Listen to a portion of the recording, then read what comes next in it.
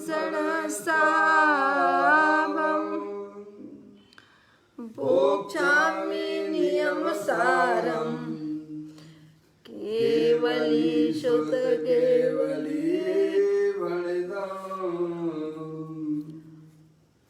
नमो कर अनंत उत्कृष्ट दर्शन ज्ञानमय जिन वीर को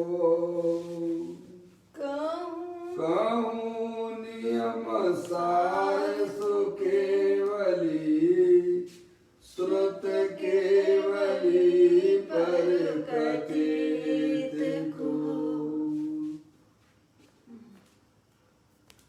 श्री नियम सारी नामक यह परम आध्यात्मिक ग्रंथ स्वाध्याय हेतु में विराजमान है। आज से 2000 वर्ष पहले इस महान पवित्र ग्रंथ की रचना आचार्य श्री कुंद देव द्वारा इसी पवित्र भूमि पर की गई और इसके टीकाकार पदम प्रमलधारी देव मुनिराज हैं। ग्रंथ का नाम नियम सार है। नियम से करने योग्य कार्य अपनी आत्मा में सम्यक दर्शन, सम्यक ज्ञान, सम्यक चारित्र रूपी निर्मल पर्याय, पवित्र पर्याय, मोक्ष मार्ग रूपी पर्याय प्रकट करना, क्योंकि वह पर्याय स्वयं सुख स्वरूप है और अनंत सुख का कारण भी है। अनादि काल से हमारे आपके आत्मा में पर को अपना जानने वाली, पर को अपना मानने वाली, पर के साथ संबंध रखने वाली ऐसी मोह राग देश रूपी मलिन पर्याय, अपवित्र रूप पर्याय प्रकट है, जो स्वयं दुख स्वरूप है और अनंत दुख का कारण भी है। ऐसी मोराग देश रूपी पर्याय का अपनी आत्मा में से उसका अभाव करना है और सम्यक दर्शन ज्ञान चारित्र रूपी निर्मल पर्याय, पवित्र पर्याय, मोक्ष मार्ग रूपी पर्याय प्रकट करना है। ऐसे कार्य की प्राप्ति जिनवाणी माता के माध्यम से अपने आत्मा के स्वरूप को सर्वप्रथम जानो। अपनी जो आत्म वस्तु है वह परद्रव प्रभाव से भिन्न है, ऐसा परिचय करके तत्पश्चात शरीर रागादि ये सब कर्म कृत वस्तुएं हैं, इनका हमारे आत्मा के साथ में किसी प्रकार का कोई संबंध नहीं है। इस प्रकार सम्यक वेद ज्ञान पूर्वक शरीर रागादि का लक्ष्य छोड़ के अंतरोन्मुखी उपयोग के द्वारा अपने ज्ञायक प्रभु परमात्मा में अपनापन स्थापित करना, उसी को निज रूप से जानना और उसमें ही अपनी वर्तमान पर्याय को मग्न कराना, उसे ही अत्यंत परमात्मा धर्म कहते हैं। देखिएगा उसकी चर्चा आचार्य भगवंतों ने, मुनिराजों ने एक एक गाथा, टीका और कलश के माध्यम से हमें अपने आत्मा के स्वरूप को समझाया है। यहाँ पर श्री नियम सारी ग्रंथ का चौथा अधिकार चल रहा है, जिसका नाम है व्यवहार चारित्र अधिकार, जिसमें मुनिराज के 13 प्रकार के चारित्र और पंच परमेष्टि के स्वरूप का वर्णन आया है। अंतिम चर्चा इस अधिकार की चल रही है। 100 अभी तो गाथा चल रही है, 76वें नंबर की गाथा चल रही है यहाँ पर, उसका पाठ कर लेते हैं। इस भावना में जानिए चारित्र नए व्यवहार से, निश्चय चरण अब मैं कहूँ निश्चय नयात्मक द्वार से।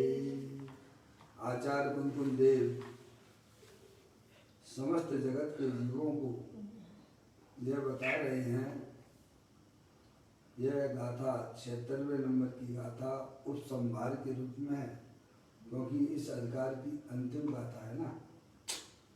और अगला अधिकार प्रारंभ होगा उसकी सूचना के रूप में यह गाथा यहाँ आई हुई है।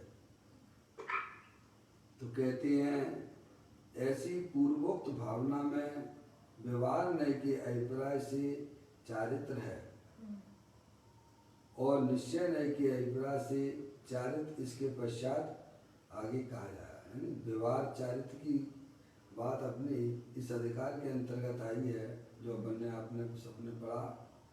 अब आगे चर्चा निश्चय चारित्र की 5वें अधिकार के अंतर्गत आएगी, वहाँ पर अपन पढ़ेंगे। इस प्रकार से यह गाथा आचार्य कुलकुल देव इस गाथा में ये कहते हैं। देखिएगा, टीका भी अपन ने पढ़ी थी। अभी यहाँ पर गाथा और टीका के ऊपर पूज्य गुरुदेव श्री का जो यहाँ व्याख्यान चल रहा है उसको अपन यहाँ पढ़ रहे हैं। पेज नंबर आ जाइए 294 नंबर के पेज पे आ जाएंगे आप। जिनके पंखा चल रहे हों, पानी चल रहा हो, तो भाई साहब या तो बंद कर दें या म्यूट कर दें, क्योंकि एक के साथ में सबका डिस्टरबेंस हो जाता है संयुक्त रूप से, है ना। देखिए 294 नंबर के पेज पर है। कहते हैं, उसी देव असुर मानव से स्तवन किए गए जैन चरण को ऐसा जो सुर असुर मनुष्यों से स्तवन किया गया जिनोक्त चारित, उसे मैं पुनः पुनः नमन करता हूँ। ऐसे मुद्राज नमन करते हैं। कहते हैं कि जिसके बिना सम्यक दर्शन और ज्ञान कोठार में रहे हुए बीज के समान है। कल ये बात अपनी आई थी कि चारित्र के बिना, सम्यक चारित्र के बिना किसी भी जीव की मुक्ति नहीं होती है। समझे आप? या सम्यक दर्शन, सम्यक ज्ञान प्रकट होने के बाद भी ये कहते हैं कि जैसे भंडार में बीज पड़ा रहता है ना भाई साहब, ना वह बीज जो है उगता है और ना ही वह वास्तव में पकता है। समझे? चारित्र के बिना, समझे आप? चारित्र के बिना मुक्ति की प्राप्ति नहीं होती है। इस प्रकार से यह बात कल अपन ने पढ़ी थी, उसी का आगे का ये विषय है। कहते हैं, जिसके बिना सम्यक दर्शन और सम्यक ज्ञान कोठार में रहे हुए बीज के समान है। जिसके बिना यानी सम्यक चारित्र के बिना। समझ गए आप? चारित्र आपको बताया ही था, अपने आत्मा में लीन रहने का नाम चारित्र है। शरीर की क्रिया और शुभ भाव, 28 मूल गुण पालने का जो शुभ भाव है वह वास्तव में आत्मा का चारित्र नहीं है। चारित्र यानी अपने आत्मा में रमण करना, अपने आत्मा में लीन होना। समझ गए आप? उसको अरिहंत परमात्मा और मुनराज उसे चारित्र कहते हैं। तो कहते हैं उसके बिना, यानी सम्यक चारित्र के बिना।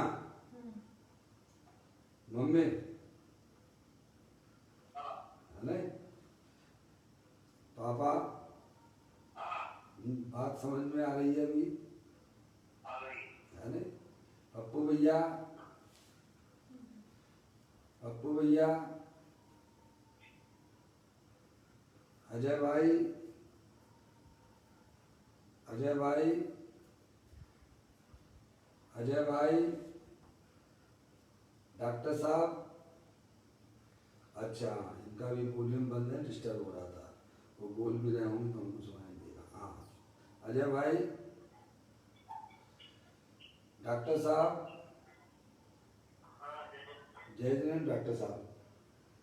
बहुत बढ़िया है। देखो, सुबह की विद्या, सुबह का ज्ञान बहुत अच्छा ज्ञान होता है। अशोक भाई रुड़की से, राजीव भाई। चलिए अब अपन यहाँ प्रारंभ करते हैं। अपनी चर्चा कल आई थी कि जो है चारित्र के बिना मुक्ति नहीं होती है। यह मार्केट में बराबर चलती है ये बात। क्या पूज्य गुरुदेव श्री भी यही कहते हैं और मुनिराज भी हमें यही समझाते हैं कि वास्तव में चारित्र के बिना किसी भी जीव की मुक्ति नहीं होती है। तो हमें यह समझना चाहिए कि यह चारित्र नाम किसे कहा गया है। सबसे पहले बात सब है, वे भी यही कहते हैं कि चारित्र के बिना मुक्ति नहीं होती है। अपन भी यही कहते हैं कि चारित्र के बिना मुक्ति नहीं होती है। ग्रंथों में भी यही लिखा है कि चारित्र के बिना मुक्ति नहीं होती है। तो उसका भाव क्या है, प्रश्न ये है। क्या मौसी मौसी मम्मी, उसका भाव क्या है, प्रश्न ये है। हमारे मित्र पक्ष भी यही कहते हैं कि चारित्र के बिना मुक्ति नहीं होती है। अपन भी यही कहते हैं कि चारित्र के बिना मुक्ति नहीं होती है। पूज्य गुरुदेव श्री भी कहते हैं कि चारित्र के बिना मुक्ति नहीं होती है। मुनिराज भी यही कहते हैं कि चारित्र के बिना मुक्ति नहीं होती है। तो आप उसका भाव क्या समझते हैं, प्रश्न ये है। एक एक ज्वलन प्रश्न नहीं है हमारे पास में। सभी लोग कहते हैं कि झगड़े किस बात के हैं। चारित्र नहीं बाहर के भाई, फिर आपस में झगड़े किस बात के हैं। चारित्र ही नहीं समझ रहे कि चारित्र कहते किसे। तीन का साइज मौसी भावपूर्वक आपको बोले फिर समाज में, दिगंबर समाज में दो झगड़े क्यों, किस बात के हैं। इसी के चारित्र बाहर के किसान ये जो है चारित्र को मानते ही नहीं है, चारित्र को मानते ही नहीं। सब ग्रंथों में लिखा पड़ी है कि चारित्र के बिना मुक्ति नहीं होती है। तो कुछ गुरुदेव श्री ने उस बात को स्वीकार किया ना प्रभु कि चारित्र के बिना मुक्ति नहीं होती है। चारित्र के बिना तो ये सम्य दर्शन, सम्य ज्ञान जैसे ही जो है आपके भंडार में पड़े हुए बीज के समान है। क्योंकि वह बीज ना तो उगता है और ना ही वास्तव में जो है पकता है। तो आप सबसे पहले यह समझना चाहिए बच्चे, इतना अगर जो चारित्र पे बल दिया जा रहा है तो हमें चारित्र वास्तव में किसे कहते हैं ये हमारी समझ में आना चाहिए। क्या होता है, हम चारित्र क्या समझते हैं, बाहर की निर्वस्त अवस्था, शरीर की निर्वस्त अवस्था है, वह उसका नाम चारित्र। एक बात अधिकांश लोगों के दिमाग में यही पड़ा हुआ है, यही पड़ा हुआ है। और 28 मूल पालने का नाम चारित्र है। पहले तो यह समझना चाहिए कि अरिहंत परमात्मा ने जो चारित्र बताया है, देखो ये तो शरीर की निर्वस्त अवस्था है, समझ गया। और 28 मूल पालने का भाव है, शुभ भाव है, गाली पर्याय है। और ये शरीर की अवस्था है। और आत्मा में लीनता, वह शुद्धता, वह आत्मा का चारित्र है। इसमें कहाँ दिक्कत आ रही है भाई। हर चीज को अगर आप एनालिसिस करके अगर समझेंगे तो कहीं कोई लड़ाई झगड़े की बात कहाँ है। आपने इतना पढ़ा, व्यवहार चारित्र का अधिकार पढ़ा। देखो चारित्र इसी का नाम तो कहा गया, शुद्ध उपयोग के बिना किसी की मुक्ति नहीं होती है। समझे ना। तो उसका मतलब ये है कि आत्मा में जो तीन चौकड़ी कसाय के अभाव पूर्वक जो शुद्धता प्रकट होती है उसे अरिहंत परमात्मा, आचार्य भगवंत, मुनिराज उसे चारित्र कहते हैं। उसके बिना किसी जीव की मुक्ति नहीं होती है, ये समझना चाहिए। बाकी का निर्वस्त दशा भी होती है, 28 मूल पालने का परिणाम भी होता है। क्योंकि जब तक उस जीव को पूर्ण वीतरागता प्राप्त नहीं होती है तो सब ये चीजें साथ में देखी जाती हैं। और अगर मूल में ही अगर चीजें नहीं है ये, तो बारी आप जो है कैसे भले ही जो है निर्वस्त रहे भाई साहब। मूल में मुक्ति का कारण क्या है, क्या हमारी शरीर की क्रिया मुक्ति का कारण है। ऐसे तो आपके नग बाबा बहुत से मिल जाएंगे भाई साहब। और तिर्यंच गति के जीव तो भाई साहब नग्न ही पैदा होते हैं और नंगे ही रहते हैं। नरक गति के अगर आप चारित्र मानोगे, बाहर के शरीर की अवस्था का नाम चारित्र है, निर्वस्त अवस्था का नाम चारित्र है, तो तेज गति के सब जीव जो है नग नहीं रहते। बताइए, आप सोचिएगा, नार की नग आप अपने ज्ञान को थोड़ा क्लियर करके चलिए, हैं? और 28 मूल गुण का पालने का परिणाम जो है वह भाई साहब शुभ भाव है, पुण्य भाव है। वहां हमको कहाँ दिक्कत आती है? चारित्र तो सभी ग्रंथों में यही लिखा है ना, आप रूप में लीन रहे तिर सम्यक चारित्र सोई है, यानी अपनी आत्मा में लीन रहने का नाम चारित्र है। तो इसके बिना जीव कोई भी मुक्ति को प्राप्त नहीं करता है। अब आत्मा की पर्याय में जीव वाली घटना तो घटी नहीं, अजय भैया, आत्मा की पर्याय में इस प्रकार की घटना तो घटी नहीं डॉक्टर साहब। कौन सी? 3 चौकड़ी कसाई के अभाव पूर्वक वीतराग दशा, तो मुक्ति का। लेकिन अब स्वभाव है तो उससे कैसे तो मुक्ति चले जाओगे भाई साहब? स्वभाव तो बंध का ही कारण है। स्वभाव तो भाई साहब पराधीन तत्व है, बंध का कारण है। आप पूरा प्रथमानी उठा के देख लीजिएगा। 5 पांडव, 2 मुनिराज, 3 तो मुक्ति को प्राप्त हुए और 2 जो है नकुल और सहदेव हैं भाई साहब। वे क्यों मुक्ति नहीं जा पाए भाई साहब, आप बता दीजिएगा। सौराग के परिणाम ही था। 5 पांडव एक साथ बैठे हुए थे और भावलिंगी संत थे। वे 5 भावलिंगी संत थे। हैं? 3 तो मुक्ति को प्राप्त हो गए, 2 मुक्ति को प्राप्त क्यों नहीं हुए? पर ये तो भावलिंगी संत ना। साधु गुणस्थान वाले हैं भाई साहब। डॉक्टर साहब, 5 पांडव मुनि अवस्था में भावलिंगी संत थे। वे 3 तो मुक्ति को चले गए। ये तो ग्रंथ में सब लिखा पड़ी है ना। 2 क्यों स्वर्ग में गए? आप मुझे इसका कारण बताइए। आप हैं? तो क्या पाप का परिणाम था क्या वहां पर? नहीं। हैं, बोलिए आप। स्वभाव ही तो था ना, अपने साधर्मी मुनराज के प्रति उनको इतना विकल्प ही आया था। अरे मुनराज के ऊपर ऐसा भी है, इस प्रकार का उपसर्ग, वो क्या होगा? इतना मात्र विकल्प आया था। उस समय आयु कर्म का बंद हुआ तो किसके कारण से गए? स्वभाव के कारण। तो यह तीनों चीजें हमें अलग दिखना चाहिए। शरीर की क्रिया अलग चीज है और अंदर में होने वाले शुभ परिणाम एक अलग चीज है, और अंदर में होने वाले एक वीतराग रूप परिणाम, ऐसा तीनों अलग अलग हैं। किसी को किसी में मिलाने की बिल्कुल भी जरूरत नहीं है।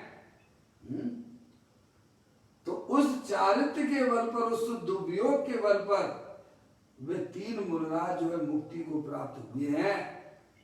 तो ये बात हमें समझ में आना चाहिए भाई साहब। से चारित्र के बिना जीव मुक्ति को प्राप्त नहीं होता है, उसका मतलब ही इतना है। क्या तो कहते हैं, जिसके बिना यानी सम्यक चारित्र के बिना, शुद्ध उपयोग के बिना सम्यक दर्शन और सम्यक ज्ञान कोठार में रहे हुए बीज के समान है। पप्पू भैया, जैसे बीज है ना, आपके बेचते हो ना, दुकान पर पड़ा रहता है? वो कोई उगता है क्या? कितनी जिम्मेदारी है सम्य दृष्टि जीवों की भी। ये नहीं कि हमें सम्य दर्शन हो गया, मुंह फुला के कह पंचेंद्रिय के विषयों में मस्त हो रहे हो। अब तो और ज्यादा सावधानी की बात है। क्या तब तक तो अज्ञानी थे, पता ही नहीं था। डॉक्टर साहब, जब सम्य दर्शन सम्य ज्ञान नहीं हुआ, तब तक तो खूब पंचेंद्रिय के विषयों में आनंद मान रहे थे। अब तो और सावधानी की बात आ गई ना। ये मत समझना कि हमको समय दृष्टि हो गए हैं और कहे जब खूब खाओ पिए छूट मिल गई हमको जनवाणी से, है? ऐसा बिल्कुल भी नहीं है भाई साहब। जिसको पंच इंद्रिय के विषयों में सुख नजर आता है वह जीव तो घोर संसारी है। सम्यक दर्शन होने की बात तो बहुत दूर की हो गई है।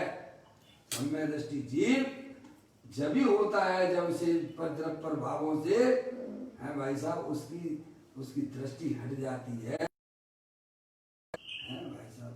सुख तो अपने ठिकाने तो भगवान आत्मा में भरा हुआ है, तब वह सम्यक दृष्टि होता है। ऐसी बात है आई। तो कहते हैं जिसके बिना सम्यक दर्शन और सम्यक ज्ञान कोठार में रहे हुए बीज के समान है, उस चारित्र का स्वर्ग के देव है, उस चारित्र का स्वर्ग के देव, असुर देव और मानव भी स्तुमन करते हैं, समझ, नमस्कार करते हैं भैया। उस चारित्र का नहीं, जो पुरुषार्थ जो जीव ने पर्याय में प्रकट किया है मुनिराज ने, उसको वह सब लोग वंदन करते हैं, नमस्कार करते हैं। कौन? स्वर्ग के देव, असुर देव और मानव भी स्तुमन करते हैं। ये बात यहाँ लिखी है। लेकिन उसी देव असुर मानव से स्तुमन किए गए जैन चरण को ऐसा जो सुर असुर मनुष्यों से स्तुमन किया गया जिनोक्त चारित्र शब्द दिया। कौन सा चारित्र? जो जैन देव परमात्मा ने चारित्र बताया है, वह चारित्र कौन सा है? कि अपने आत्मा में लीन रहना, अपने आत्मा में शुद्धता प्रकट करना, तीन चौकड़ी कसाई के अभाव हुआ, ये जिनोक्त रूप चारित्र है। ये उसको देव, असुर देव और मानव भी उसको वह नमस्कार करते हैं, स्तुमन करते हैं। मैं पुनः पुनः नमन करता हूँ, ऐसा परम प्रमदाई देव कहती है। मैं मुनि हूँ, मैं भी ऐसे चारित्र को बार बार मैं उसको नमस्कार करता हूँ। देखिए समझा, सब बातें बिल्कुल एकदम स्पष्ट हैं, कहीं भ्रमित होने की बिल्कुल भी जरूरत नहीं है। हमें अपना पुरुषार्थ भी देखना चाहिए, हम अभी किस लेवल पर खड़े हुए हैं, हमें धर्म करना है तो कैसे धर्म करना चाहिए, ये हमें ज्ञानी हमें बारंबार समझाती है। तो कहते हैं जिसके बिना सम्यक दर्शन सम्यक ज्ञान कोठार में रहे हुए बीज के समान है, उस चारित्र का स्वर्ग के देव, असुर देव और मानव भी स्तुमन करते हैं। यहाँ पशु और नारकी नहीं लिए गए हैं, कुछ गुरुदेव से कहते हैं। क्योंकि पशु और नारकी नग्न रहते हैं, उनको नहीं लिए। पशु और नारकी नहीं लिए गए हैं।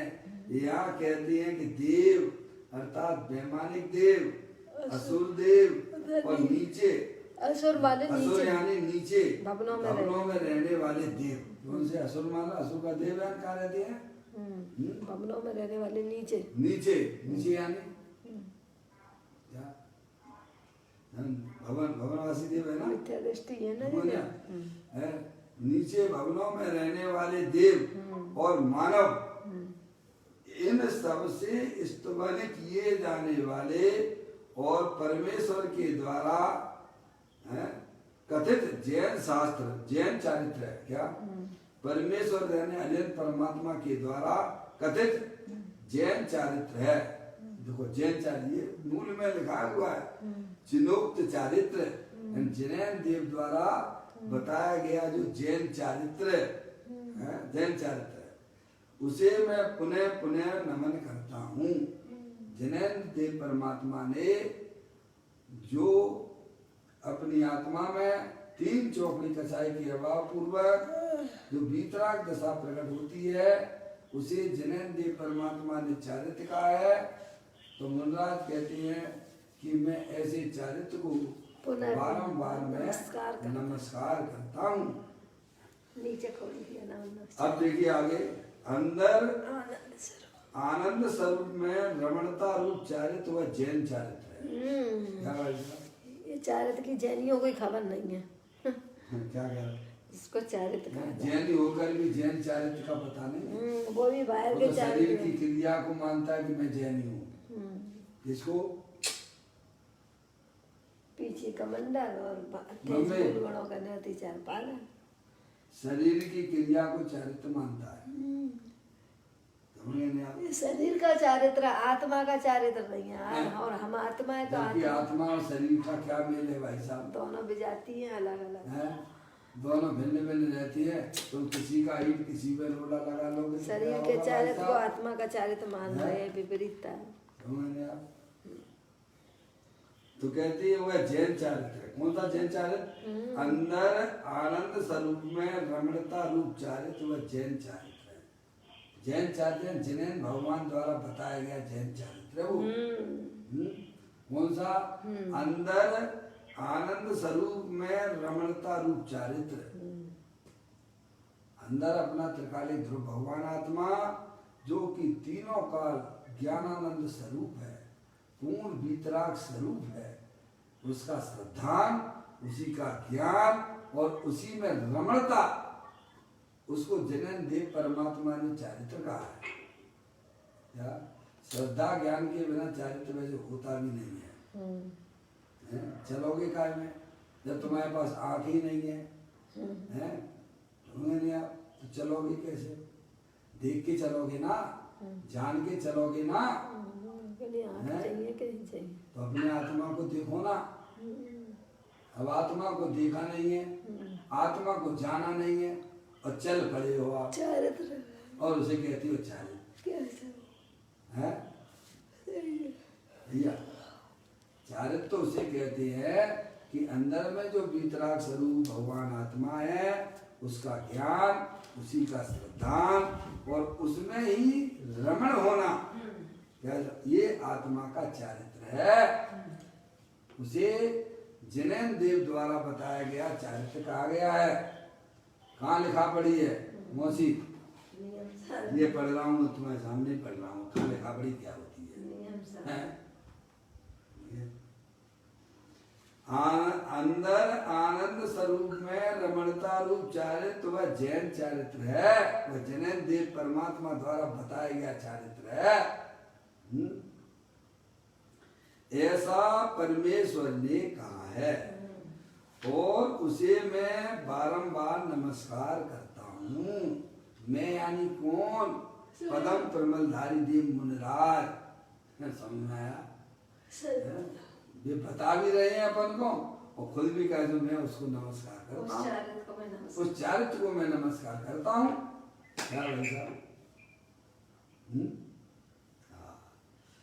स्वयं श्री पदम प्रमलधारी देव भी चारित्रवंत मुनि हैं और वे इस श्लोक का आधार देकर कहते हैं कि ऐसे चारित्र को मेरा बारंबार नमस्कार है, स्तुमन है, नमन है।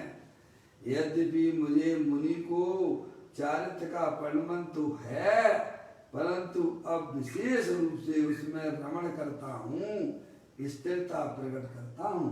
तो मेरा कहते हैं कि हमारे पास में है, तो ऐसा नहीं है कि हमारे पास में नहीं है, हमारे पास में भी है, पर हमारी निरंतर भावना तो भाई साहब हमें वह पतली धार नहीं चाहिए वितरागता की, हमें तो मोटी मोटी धार चाहिए जो अत्यंत परमात्मा सिद्ध परमात्मा ने अपनी पर्याय में प्रकट की है। समझिएगा? इससे हमारा पेट नहीं भरेगा, मुनराज कहते हैं। समझिएगा? खारेपन से भरी हुई जो नमक डली है, ज्ञान भाव से भरा हुआ तो निजवातम है। अंतर बाहर प्रकट तेज में सहज वनाकुल, वह अखंड चिन्ह में चिदगन हमें प्राप्त हो। क्या मुन्नाथ कहते हैं कि प्रभु मेरी पर्याय में विशुद्धता तो प्राप्त है, पर प्रभु मुझे परम विशुद्धता चाहिए। ऐसा आचार्य अमलचंद देव है भाई साहब। तीसरे में परम विशुद्धता की प्राप्ति हो, समझ गए आप? वो उसमें 14 नंबर का कलश था। समझ गए आप?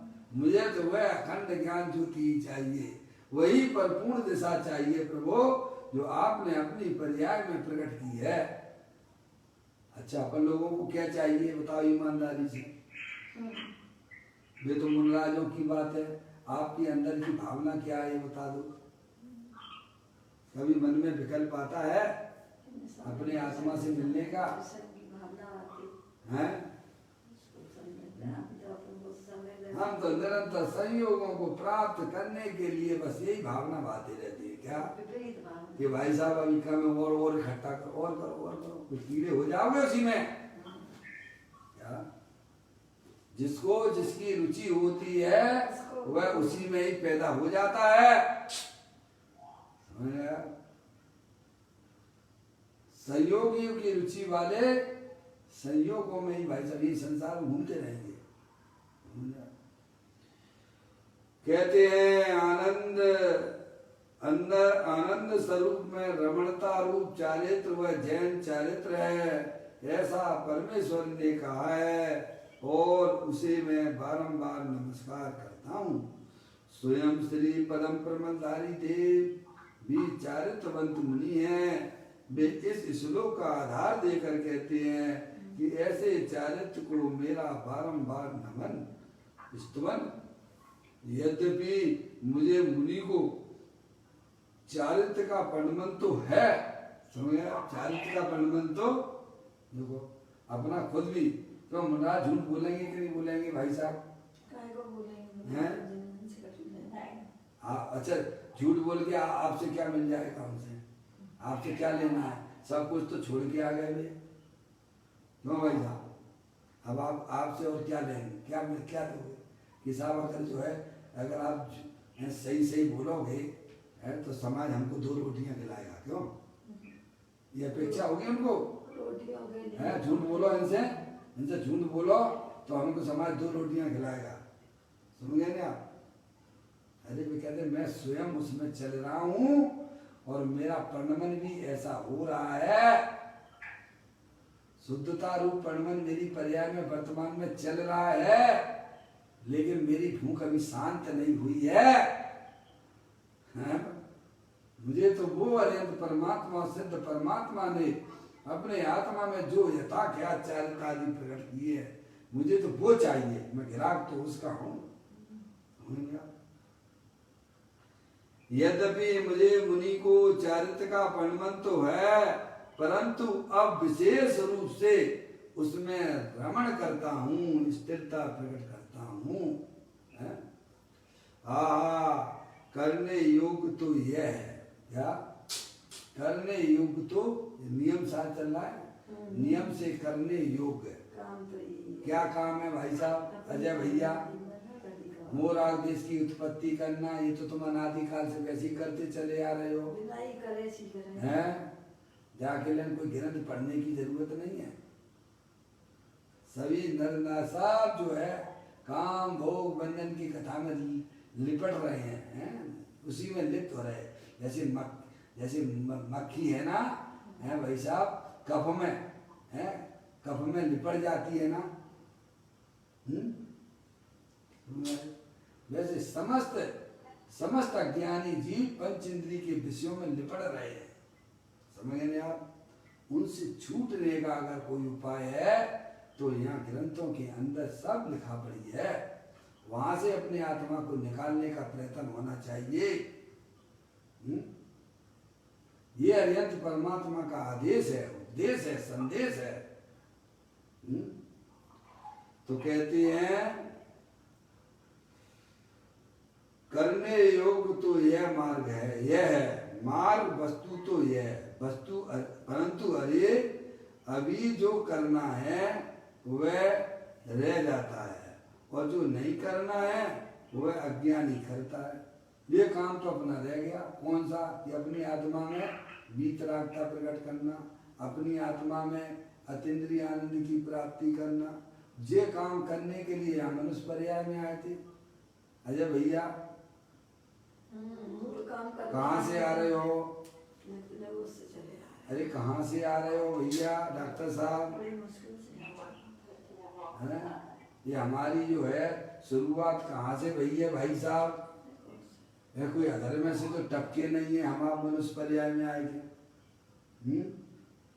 कहीं से तो आए हो ना। तो काय के लिए आए मनुष्य पर्याय में, ये बताओ भाई साहब। मनुष्य पर्याय में आने का तुम्हारा मतलब क्या था? नरक में ऐसी भावना भाई कि प्रभु मुझे मनुष्य पर्याय मिलेगी तो हम अपने आत्मा का कल्याण करेंगे।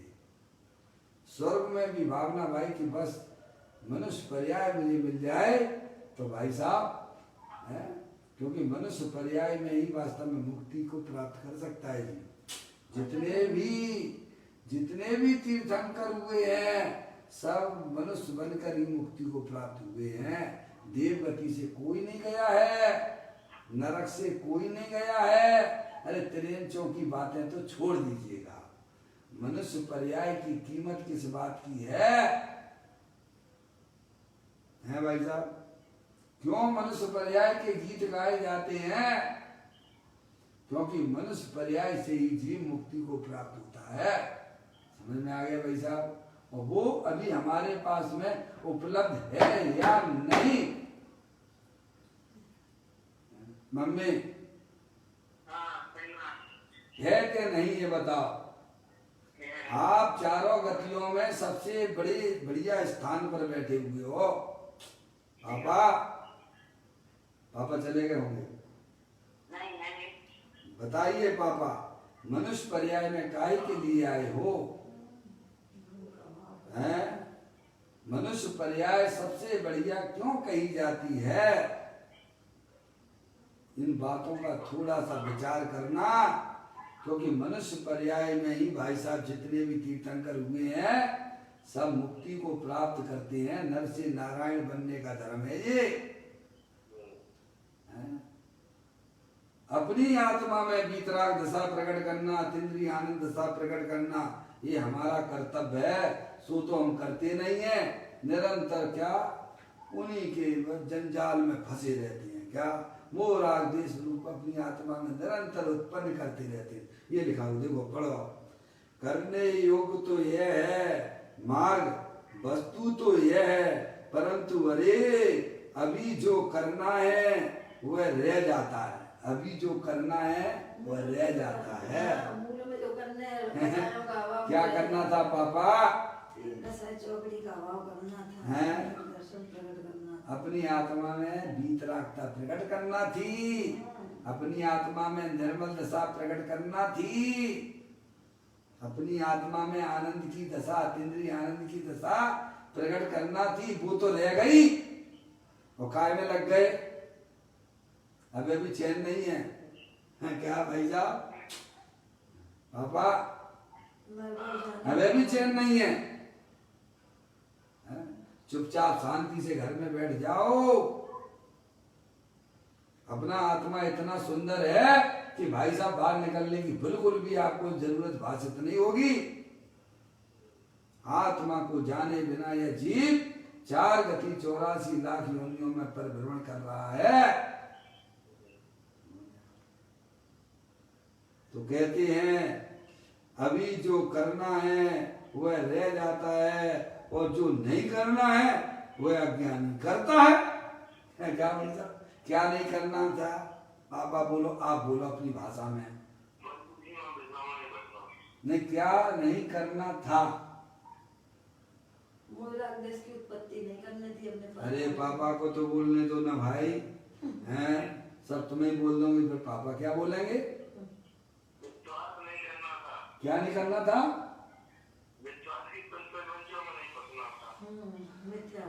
मिथ्या यानी क्या? अपनी आत्मा में ये मोह राग देश की उत्पत्ति करना, ये आत्मा के लिए अनिष्ट है, हानिकारक है, घातक है। ये काम नहीं करना था।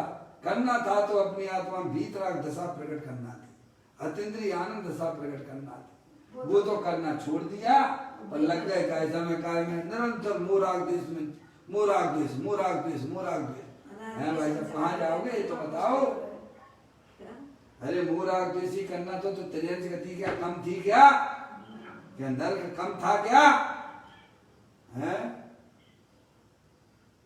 अरे मनुष्य पर्याय में आए हो तो जो अनंत तीर्थंकरों ने काम किया है वह काम की तरफ हमें बढ़ना चाहिए। तो कहते हैं अभी जो करना है वह रह जाता है और जो नहीं करना है वह अज्ञानी करता है।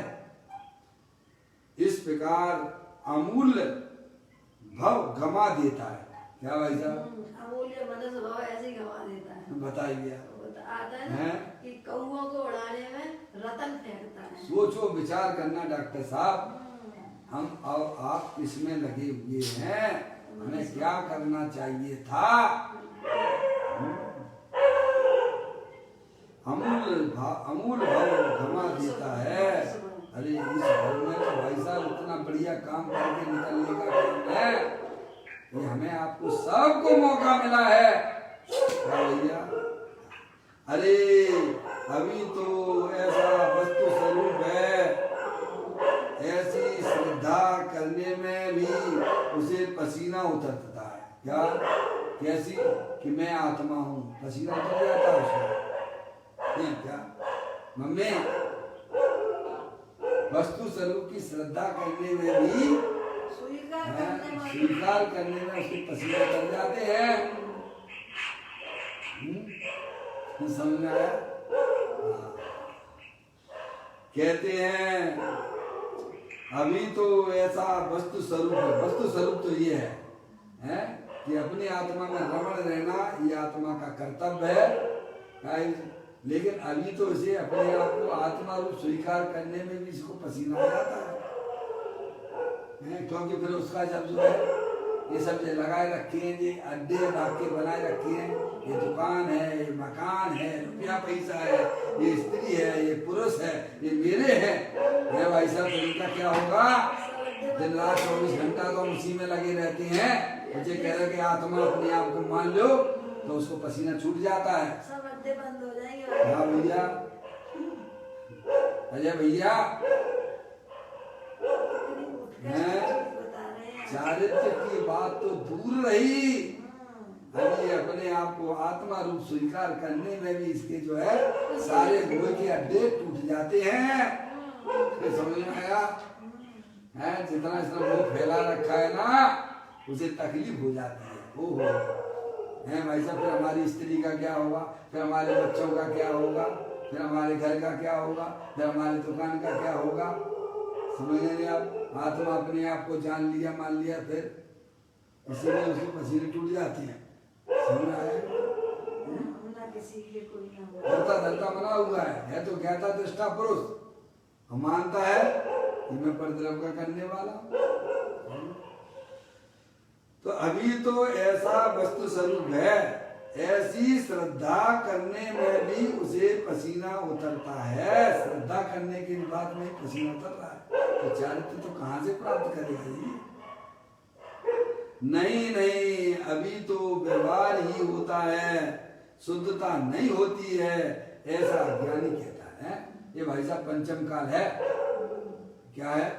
पंचम काल है ना। तो कहते कि नहीं, अभी तो व्यवहार होता है, अभी तो शुभ भाव ही भाई साहब अपन को ऐसा नहीं है। अपन अपनी आत्मा का अनुभव नहीं कर सकते हैं। हमारी परिणति आत्मा का आश्रय अभी नहीं ले सकती है। ये पंचम काल चल रहा है ना। ऐसे अज्ञानी जीवों की अंदर में मान्यता पड़ी हुई है, भले ही धर्म का कितना भी बड़ा रूप धारण कर लिया हो, पर अंदर में यही चलता रहता है कि भाई साहब ये पंचम काल है, इस पंचम काल में आत्मा की अनुभूति नहीं होती है।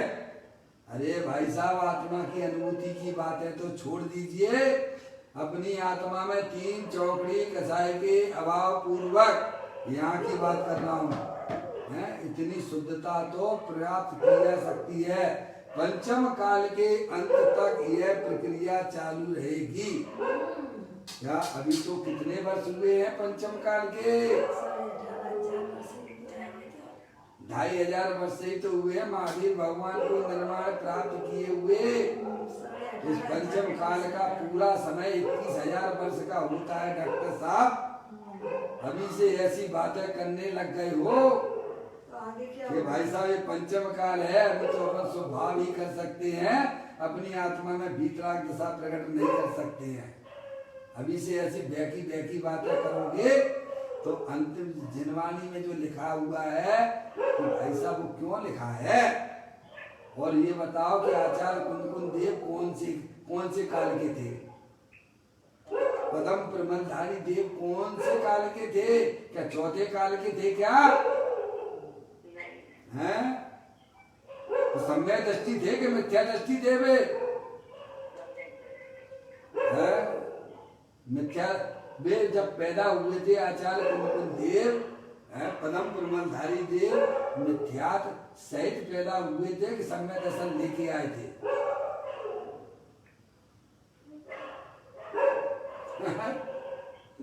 बोलिए।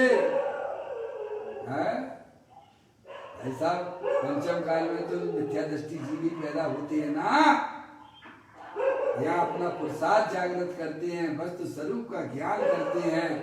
ऐसा समय दर्शन की प्राप्ति करके 3 चौकड़ी कसाई की इतना काम तो आचार्य कुंदकुंद देव ने खुद किया है। जितने भी हमारे महाराज हैं, परम प्रबंधाई देव हैं, उमा स्वामी महाराज हैं, ये सब पंचम काल के हैं।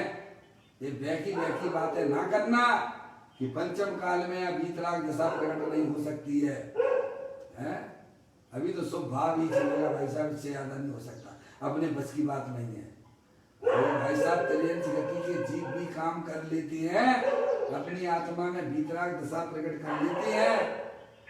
नार की जीव भी अपनी आत्मा में वीतराग दशा प्रकट कर लेता है। वीतराग दशा का मतलब चौथा गुण स्थान। नार की जीव त्रियंश गति का जीव 2 चौकड़ी कसाई के हवा पूर्व वीतराग दशा प्रकट करता है, और मुनराज 3 चौकड़ी कसाई के हवा पूर्व वीतराग दशा प्रकट करती है। ये तो बिल्कुल स्पष्ट है। कहती है नहीं अभी तो व्यवहार ही होता है, शुद्धता नहीं होती, ऐसा अज्ञानी कहता है। परंतु भाई यदि अभी शुद्धता अर्थात निश्चय नहीं हो तो शुद्ध निश्चय सम्यक दर्शन ज्ञान चारित्र नहीं हो तो शुभ भाव को व्यवहार भी नहीं कहा जाता है। क्या समझे? अगर आत्मा में वीतराग दशा की उत्पत्ति नहीं हुई है, भले ही आप जो है अनुव्रत महाव्रत रूपी शुभ भाव भी आपकी आत्मा में है, तो वह वास्तव में शुभ भाव नाम भी प्राप्त नहीं कर पाता है। क्या?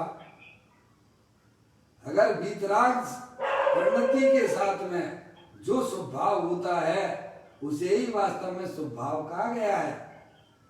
अज्ञानी के शुभ भाव को शुभ भाव नाम प्राप्त नहीं होता है। ये अपन ने पूरा पढ़ लिया है भाई साहब, आपने व्यवहार चारित्र अधिकार। अज्ञानी के शुभ भाव को तो बाल व्रत और बाल तप की संज्ञा ग्रंथों के अंदर विद्यमान है। ज्ञानी की पर्याय में पूर्ण वीतराग दशा नहीं होती है तो वह स्वभाव उसकी पर्याय में रहता है। वह परंपरा से मोक्ष का कारण है और साक्षात मुक्ति का कारण तो वीतराग दशा है। समझ गए ना भाई साहब? ये है सब लिखा पड़ी यहाँ पर। वीतराग दशा के लिए ये कह रहे हैं। अब देखो इसको पूरा करते हुए कहते हैं यदि अभी शुद्धता अर्थात निश्चय नहीं है हो तो शुद्ध निश्चय सम्यक दर्शन सम्यक ज्ञान सम्यक चारित्र नहीं हो तो यानी वीतराग दशा ना हो तो शुभ भाव को व्यवहार भी नहीं कहा जाता है।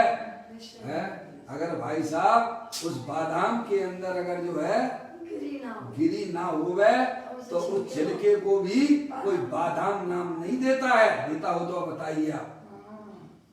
आपने उसमें से गिरी निकाल ली है तो आप उसे क्या कहते हो? बादाम कहते हो। इस बादाम को भाई साहब जो है वो कचरे घर में फेंके आना बेटा। ऐसा नहीं बोलते। क्या बोलते हो? बोलो ईमानदारी से। कचरे को बादाम के छिलके को। अरे बोलो। आपने उसमें बादाम में से मैगी निकाल ली है तो फिर जो है बच्चे से कहोगे बेटे बादाम रखी हुई फेंक देना उसमें कचड़े में, क्या कहते हो भाई? छिलके को, कचरे को। अरे बोलो ना मम्मी, क्या बोलोगे आप? कचड़ा बोल। अगर उसमें से निगी निकाल ली गई है उस बादाम में से, तो आप उसे क्या कहोगे?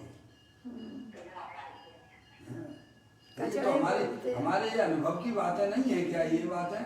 मौसम से रस निकाल लो, वो छिलका बताइए आप, फेंक दो। वह बादाम भी, वह छिलका बादाम नाम कब प्राप्त करता है? जब उसके साथ में वो गिरी है। तो भाई साहब आप जाते हो, भाई साहब दुकान में जाते हो, भाई साहब वो बादाम दे देना है। आप कभी जाते हो किराने की दुकान में, भाई साहब वो छिलका दे देना, क्या वो बादाम का छिलका दे देना, ऐसा बोलते हो क्या? मिलेगा ही नहीं। अरे अगर उसमें निगी है, दाना है, तो छिलकों को भी बादाम नाम प्राप्त होता है। ऐसे ही अंदर में वीतराग दशा प्रकट हुई है, जो चारित्र प्रकट हुआ है, उस शुभ भाव को भी वास्तव में व्यवहार चारित्र संज्ञा प्राप्त है। नहीं हुआ है, अगर वो है मान लीजिए उसमें वीतराग दशा नहीं है पर्याय में, तो भाई साहब उस शुभ भाव को भी व्यवहार नहीं कहते हैं। व्यवहार चारित्र नाम ही नहीं मिलता। व्यवहार चारित्र नाम शुभ भाव को कब नाम प्राप्त होता है? जब निश्चय होता है, जब उसमें अंदर वीतराग दशा है, भाई साहब आत्मा की पर्याय में प्रकट है, तो उस शुभ भाव को भाई साहब व्यवहार से शुभ चारित्र, शुभ व्यवहार चारित्र कहते हैं। व्यवहार चारित्र नाम प्राप्त करता है। और वो नहीं है तो जिसमें आत्मा का ज्ञान नहीं, जिसमें आत्मा का श्रद्धान नहीं, जिसमें आत्मा की रमणता नहीं, उस स्वभाव को तो है भाई साहब कचरा कह दिया है, उसमें फेंक आना उधर जाके। समझ में आए? यदि अभी शुद्धता अर्थात निश्चय नहीं हो तो, शुद्ध निश्चय सम्यक दर्शन ज्ञान चारित्र नहीं हो तो, शुभ भाव को समझ, शुभ भाव को व्यवहार भी नहीं कहा जाता। निश्चय होने पर ही शुभ भाव को व्यवहार कहा जाता है। समझे आप? अरे अज्ञानी स्वयं अपने को ठगता है। किसको ठगता है? स्वयं अपने को ठग रहा है।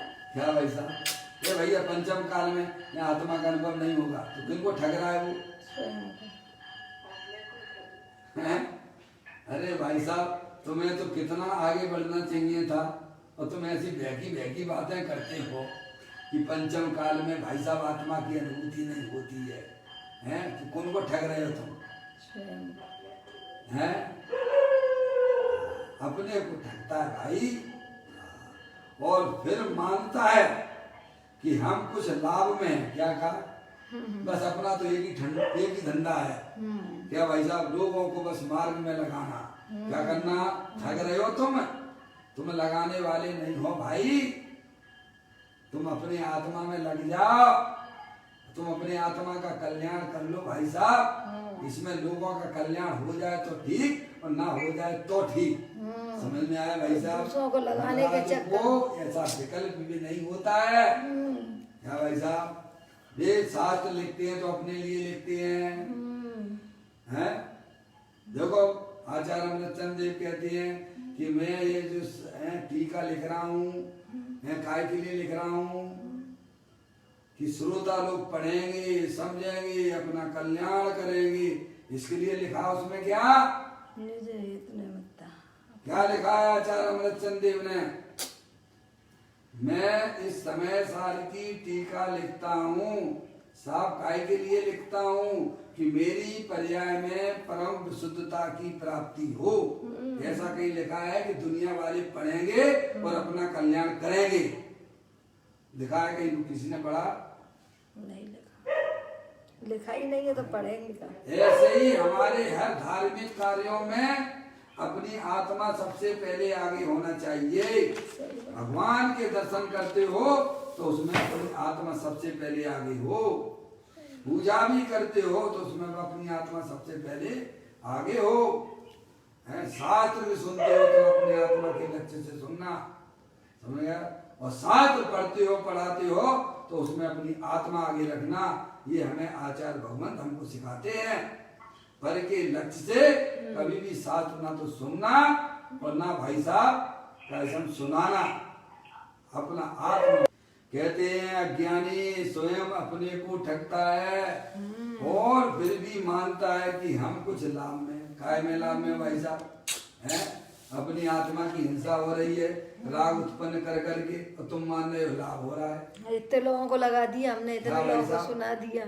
मैं तुम्हारी आत्मा पावर होती जा रही है। सही बात है। हैं? वही दरिया में चक्कर गिरते चले जा रहे हो और तुम मान रहे हो कि भाई साहब मुझे लाभ हो रहा है। अरे आत्मा का लाभ तो वीतराग दशा में होता है। सही बात है। काय में होता है? वीतराग दशा प्रकट ना हो तो आत्मा में हानि चल रही है। सही बात। समझ में आया? कल्पना मत कर लेना कि भाई साहब मैं बहुत बढ़िया, हमारी गाड़ी बढ़िया मोक्ष मार्ग में चल रही है। झूठ है। अपने आप को आत्मा जाने बिना, अपने आप को आत्मा माने बिना, अपनी आत्मा में रमण किए बिना किसी कोई मोक्ष मार्ग में नहीं चलता है। समझ में आया भाई साहब? कहते हैं फिर भी मानता है कि हम कुछ लाभ में हैं। क्या हो सकता है भाई साहब? वो क्या हो सकता है इस पंचम काल में? ऐसी बातें करता है। उसे कौन समझा सकता है? जगत यूं ही अनादि से लुटता चला आ रहा है। क्या भाई साहब समझ में आप? यहाँ कहते हैं कि ऐसा जैन का चारित्र है और उस जैन चरण को अर्थात भगवान के द्वारा कथित चारित्र को अहो मैं बारंबार नमस्कार करता हूँ। ऐसा परम प्रमलदायी देव उस वीतराग चारित्र को बारंबार नमस्कार करते हुए उन्होंने हमें इस ग्रंथ में बताया है।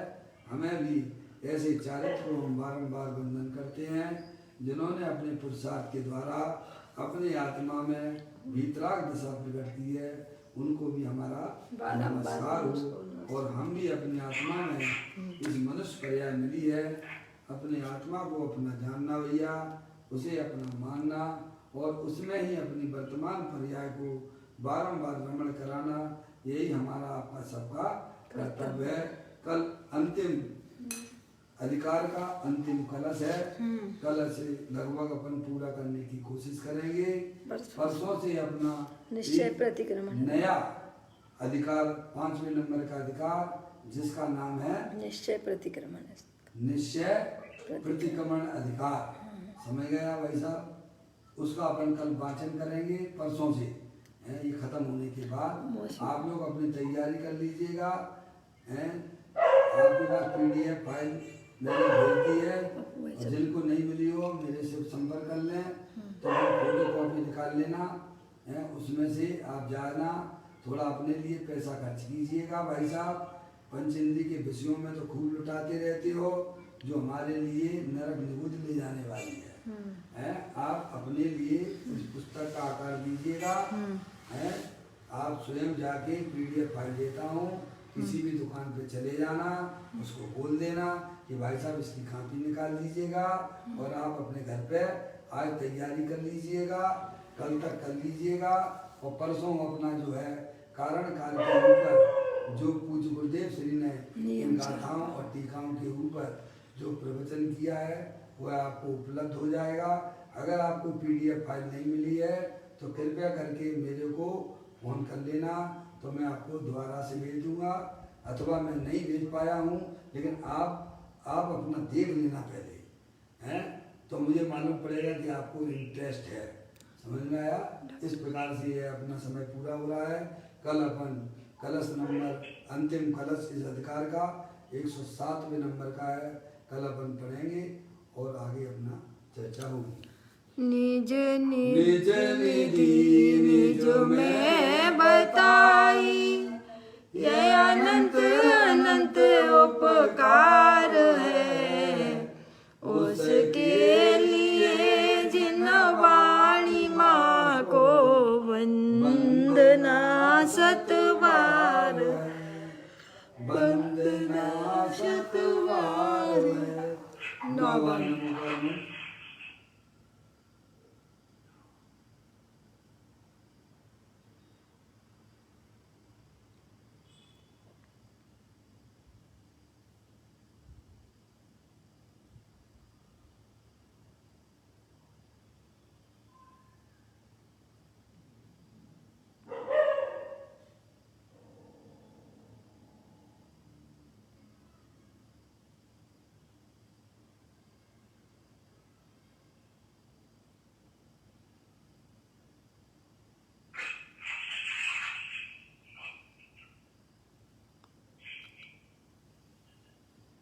बोलो द्वादशांग दिनवाणी माता की जय।